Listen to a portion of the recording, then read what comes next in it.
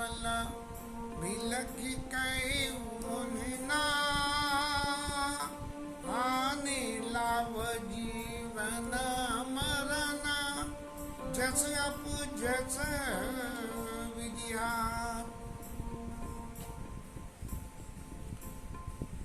जीवन और मृत्यु के संबंध में जहाँ हमारा वश नहीं चलता है तो हमें निश्चित रूप से ऐसा ही मानना पड़ता है कि विधाता की यही इच्छा थी, क्योंकि इस संसार की सृष्टि को चलाने के लिए भगवान ने एक ऐसा ऑटोमेटेड सॉफ्टवेयर हार्डवेयर बनाया है कि जिसकी वजह से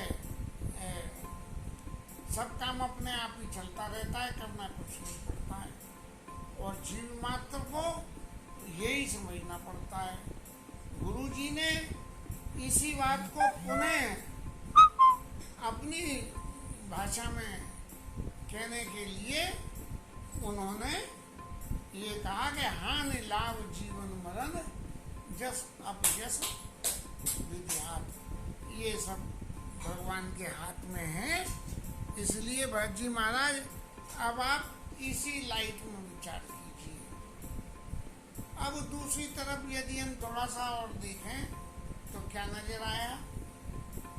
दूसरी तरफ ये नजर आया कि गुरुजी महाराज यदि चाहते तो सब लोगों के सामने ऐसी घोषणा भी कर सकते थे कि देखो महाराज, मैं सब देख रहे हूँ कि ये लीला क्या है, लेकिन उस सबके डिस्क्लोज करने से भरत जी महाराज के चरित्र को उजागर होने में और भगवान राम के चरित्र को उजागर होने में व्यवधान पैदा हो जाता है। यदा कदा जगह जगह पे रामायण में इस बात के लिए सावधान किया गया है कि रामायण के प्रावधान जो भी कुछ हैं वो सब वर्णन है और इस स्वरूप में है कि हम इतिहास लेके तो इसे पढ़ें कि ये इतिहास है और भगवान की जो प्रभु सत्ता है उसको स्वीकार करें। और इसी रेफरेंस में गुरु वशिष्ठ जी महाराज ने ये कहा कि हानि लाभ जीवन मरण जस अभ्यस विदेहात। अब इसके साथ में आगे कुछ और भी कह रहे हैं।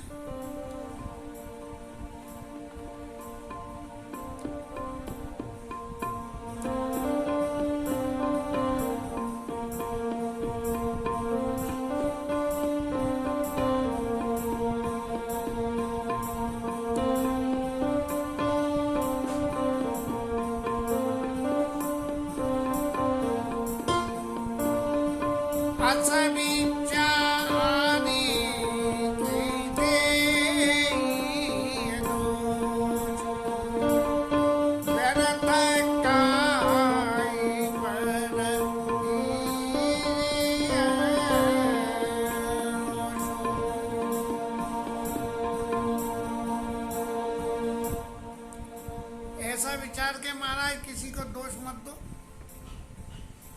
अब जहाँ तक दोष देने की प्रक्रिया का सवाल है, नए सिरे से तो कोई दोष देना ही नहीं था, क्योंकि सब लोग अच्छी तरह से ये जान चुके थे। एक पापिनी बूझ का परेऊ और छाई भवन पर पावक धरेऊ। पूर्वासी लोग अच्छी तरह से समझ चुके थे और उन्होंने यहाँ तक आपस में बातचीत कही कि अरे इस पापिन को क्या सूझा कि इसने अच्छे छप्पर डले हुए मकान के ऊपर में आग लगा दी। और जो नहीं माने कहे हमारे नहीं लागी कछु हाथ तुम्हारे, कह कही तो समझाते हुए कि तुम्हारे हाथ कुछ नहीं लगेगा। तो जहाँ तक व्यर्थ काई पर दीजिए दोषु, ये तो सब लोग जान चुके थे कि ये सब लीला ऐसी है कि इस सारी लीला में हमारे किसी का कोई भी हमारा बस नहीं है। इसलिए भरत जी महाराज अब आप थोड़ी सी ऐसी वृत्ति से जरा सोच के तो आप देखो कि राजा का मरना, राजा का शरीर त्याग करना कितना उचित था या अनुचित था। घर में कोई व्यक्ति अत्यंत बीमार हो जाए, उम्र पक गई और बहुत तकलीफ पा रहा है, तो घर वाले भी भगवान से प्रार्थना करते हैं। और बाबूजी के केस में तो प्रत्यक्ष हुआ कि मैंने गिरिराज महाराज के हाथ जोड़े और उन्होंने शरीर छोड़ दिया। तो इन परिस्थितियों में जब आप भरत जी महाराज विचार करोगे, तब कुछ और परमार्थ की बातों से गुरु जी ने भरत जी को संतोष कराया है।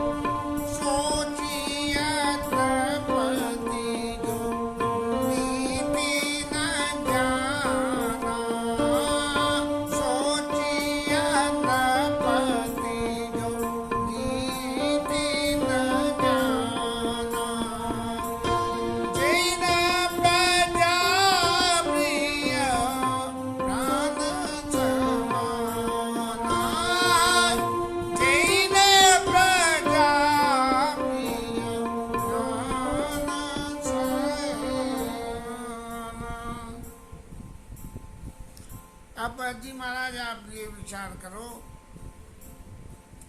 कि जब हानि लाभ जीवन मरण विधाता के हाथ में है, तो इस संसारिक रीति के हिसाब से मरण तय है, लेकिन मरण के बाद सोच भी तय है। लेकिन सोच करें किसकी?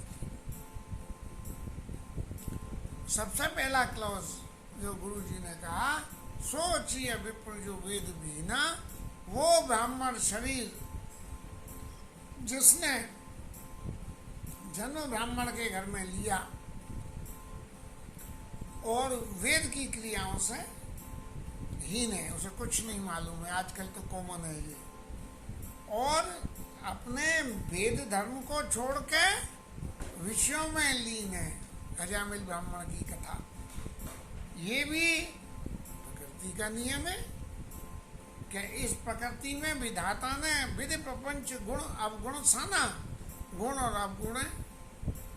तो ऐसे ही जो है, जो ऐसा ब्राह्मण हो, बोले उसके लिए सोच करो। अब दूसरे नंबर पर राजा का नाम लिया। सोचिए नृपति जो नीति न जाना, वो राजा जो नीति न जाने, और जय न प्रजा प्रिय प्राण समाना, जिसको प्रजा जो है प्राणों के समान प्रिय नहीं हो। अब दशरथ जी की बातों को थोड़ा अगर एनालाइज करें, यद्यपि ये भगवान की लीला ही है, लेकिन यदि दशरथ जी को प्रजा प्राणों के समान प्रिय हो, तो भगवान राम को वनवास जाने नहीं देते। भगवान राम को वनवास जाने नहीं देते तुरंत मीटिंग बुला के और कैकेयी मैया का सामाजिक रूप से बहिष्कार हो जाता। लेकिन राम की ना चाहई सोई होई और करे अन्यथा अस नहीं कोई। भगवान चाहे वो होता है, दूसरा कोई नहीं कर सकता। तो दशरथ जी को प्रजा प्राणों के समान प्यारी थी तो तुरंत ये होना था। लेकिन भगवान राम ये चाहते थे, इसलिए राजा ने कुछ नहीं करा। और क्या करा? जय न प्रजा प्रिय प्राण समाना, जिसको प्राणों के समान प्रजा प्रिय हो उस राजा के लिए सोच करना चाहिए। राजा दशरथ के लिए सोच नहीं करना चाहिए। व्यवहारिक जगत की देखें तो राजा दशरथ के लिए सोच करना चाहिए। सोचिए वयस कृपन धनवानो, जो न अतिथि शिव भगति सुजानो। एक वयस्क व्यक्ति जो कंजूस हो मेरा जैसा, और धनवान हो लेकिन धनवान मेरा जैसा नहीं हो। मेरे पास धन है लेकिन ऐसा नहीं है जिसे धनवान कही जा सके, अपने लायक है। जो न अतिथि शिव भगति सुजानो, जो घर आए हुए अतिथि का सम्मान न करे और शिव जी की भक्ति न करे। अब ये शिव जी की भक्ति का स्वरूप यही है कि भगवान राम को शिव जी अत्यंत प्रिय हैं। इसलिए यदि राम जी का प्रिय होना है,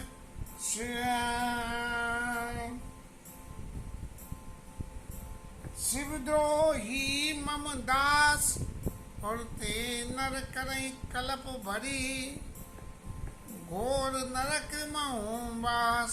भगवान का दास बनना चाहे और शंकर जी का द्रोह करे तो घोर नरक में वास करते हैं। इसलिए महाराज शिव जी की भक्ति को गृहस्थ आदमी को जरूर करनी चाहिए।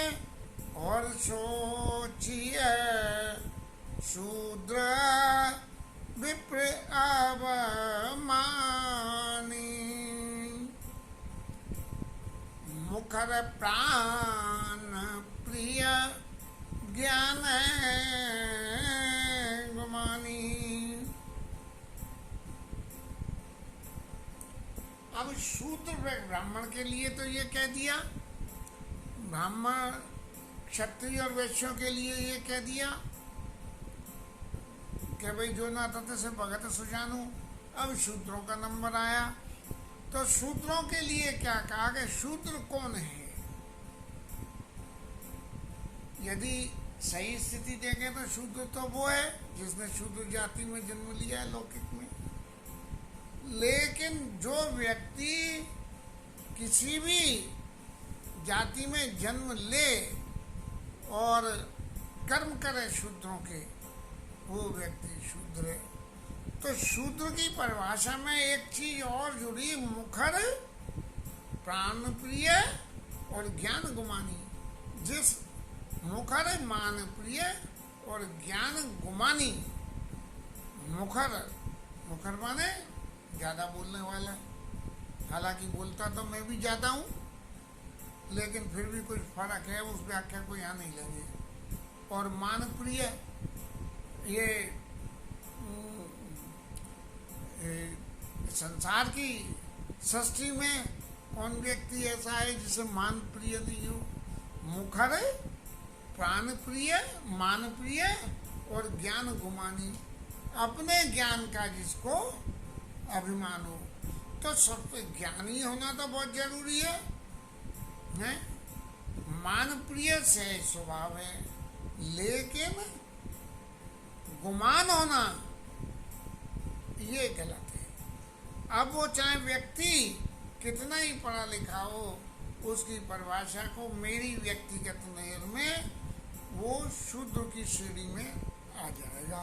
सोचिए शूद्र विप्र अपमानी, ब्राह्मणों का तो अपमान करे, कैसे अपमान करे, ऐसे अपमान करे कि महाराज तुम का जानो हम सब जाने, जबकि ब्राह्मण जानता हो। लेकिन ये क्लौज उस ब्राह्मण के ऊपर लागू नहीं है कि सोचिए विप्र जो वेद विहीना तज ने धर्म विषय ले लेना, जो अपने धर्म को छोड़ के विषय में ले लीन हो, उसके ऊपर ये क्लौज लागू नहीं है। लेकिन जो वेद को जानता हो उसकी ब्राह्मण की अवमानना करे तो वो व्यक्ति शूद्र की श्रेणी में आ जाएगा। सोचिए पुनि पति पंचक नारी, जो पति का परित्याग करे ऐसी स्त्री का सोच करो। अब पति की कथा में तो बहुत सारी बातें हैं, इतनी बातें हैं कि पति की परिभाषा भी कुछ होनी चाहिए।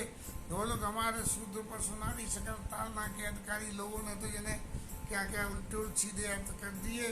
इसलिए पति वंचक, जो पति की वंचना करे, अब वंचना करने उनकी आज्ञा न मानना और उनके निमित्त जो कर्म थे उन कर्मों को न करना, दोनों ही बातें। और वंचकता, वंचकता क्या, पति वंचक पर पतिरत करई घोर नरक घोर सो परई, ऐसा जो अनसुईया मैया ने सीता जी को कहते जो है पति वंचक पर पतिरत करई। तो ये वंचना शब्द कि जो नीति सम्मत कोई काम करना है और वो उस काम को न करे। अब एक सीधी सी बात है, यदि स्त्री के पास में कोई दूसरा जिम्मेदारी नहीं है, व्यापार करती हो या जो है कहीं जॉब करती हो या करती हो, वहाँ वंचना हो जाए वो तो ठीक है। लेकिन जो कुछ न करे, घर में रहे और पति के निमित्त जो करने वाले काम है उनको पूरी नहीं करे। और कुटिल कलह प्रिय इच्छाचारी, स्वभाव से कुटिल हो, कुटिलता उसके स्वभाव में हो, इधर की उधर उधर की उधर। लेकिन माताओं का तो सही स्वभाव है, ज़्यादा बातों में कोई तथ्य नहीं। और कलह प्रिय हो, लड़ाई झगड़ा करने में माँ दो बालाजी आ जाती हो। और इच्छाचारी, जो मन में हो जैसे मन में हो वैसे करें।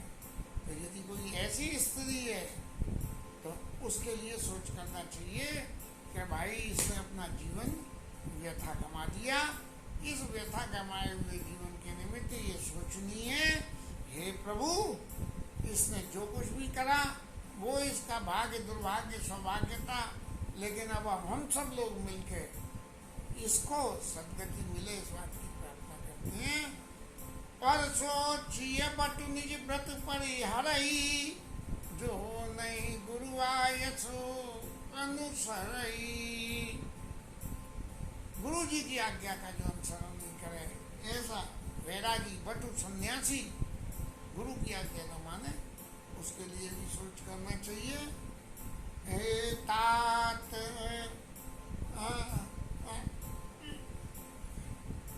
सोचिया ग्रही जो मोह बस,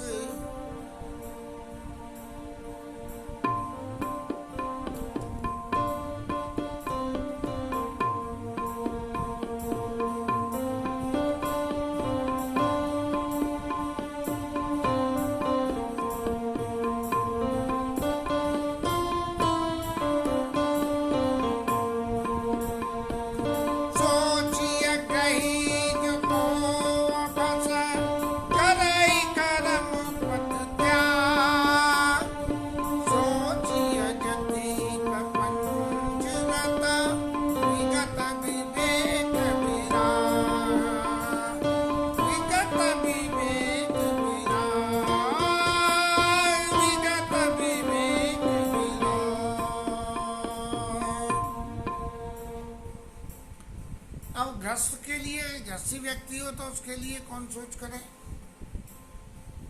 जो अपने कर्म के पथ का त्याग कर दे। कर्म पथ क्या है?